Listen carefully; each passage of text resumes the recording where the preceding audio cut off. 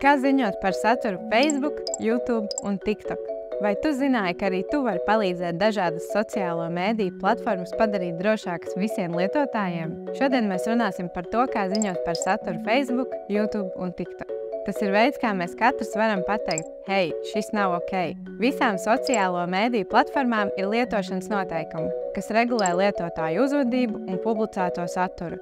Tie ir publiski pieejami. Apakšā ir pievienotas saites, kur var ar tiem iepazīties. Ja jūs saskaraties ar saturu, kas jūsuprāt pārkāpj Facebook noteikumus, piemēram, ieraugāt ierakstus, kas satur krāpniecību, naidarunu, draudus vai dezinformāciju, jūs varat un pat vajag par to ziņot. Tātad, kā ziņot? Pie konkrētas satura vienības, ieraksta vai video noklikšķiniet augšējā labajā stūrī redzamo izvēles ikonu, kas izskatās kā 3 punktiņi. Tad pie video tie atrodas arī labajā apakšējā stūrī. Tad izvēlieties ziņot par un sekojiet norādēm. Izvēlieties jūsuprāt atbilstošāko ziņojumu kategoriju – naidaruna, nepatiesas ziņas kā false news vai citu kategoriju un spiediet iesniegt. Pēc ziņojuma nosūtīšanas Facebook speciālisti pārbaudīs šo saturu un veiks atbilstošus pasākumus, kā arī informēs jūs par tālāk pieņemtajiem lēmumiem. Citreiz scrollējot Facebook, mēs varam sastapt arī reklāmas, kas atzīmēts ar īpašu uzrakstu apmaksāt, ko var atrast tieši zem lapas nosaukuma. Ja redzi, ka apmaksātā reklāma izplata nevēlamu saturu, par to arī varam ziņot. Mazāk grūtāk ir ziņot par reklāmām, ja zini, ka lapā tādas ir vairākas. Piemēram, krāpnieku reklāmas, kuras var atrast lapas reklāmu bibliotēkā. Lai piekļūtu reklāmu bibliotēkai, tev jādodās uz Facebook lapas atklātības un pārredzamības sadaļu. Dodieties uz konkrēto lapu, klikšķinot uz Facebook lapas nosaukumu vai meklējot to meklēšanas lodziņā. Kad esat nokļuvusi vajadzīgajā lapā, klikšķiniet uz izvēles par, kas atrodas zem lapas fotoattēla jeb profilbildes. Tālāk noklikšķiniet uz lapas pārredzamību kreisajā izvēlnē un tad uz skatīt visu. Un, ja vēlaties apskatīt reklāmas, ko šī lapa ir publicējusi, vienkārši noklikšķiniet doties uz reklāmu bibliotēku. Tur jūs varēsiet redzēt visas aktīvās un arī neaktīvās reklāmas, ko šī lapa ir izveidojusi.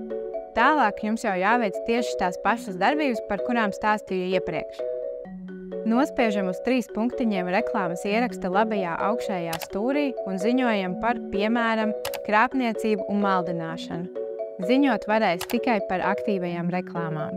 Tālāk jau mēs apskatīsim, kā to izdarīt YouTube. Princips ir ļoti līdzīgs, kāds bija ar Facebook. 3 punktiņu izvēle atrodas apakšējā stūrī zem video.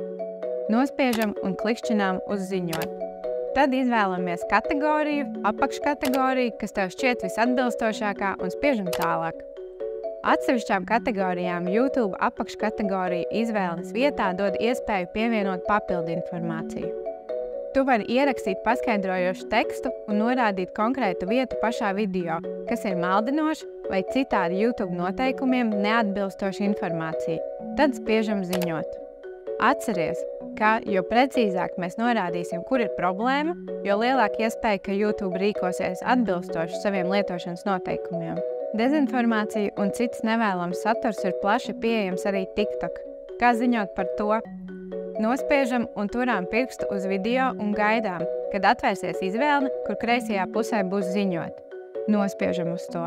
Izvēlamies kategoriju un apakškategoriju, un tad apakšā nospiežam sarkano pogu. Tālāk jau TikTok izvērtēs tavu ziņojumu un paziņos par savu lēmumu. Tas arī viss.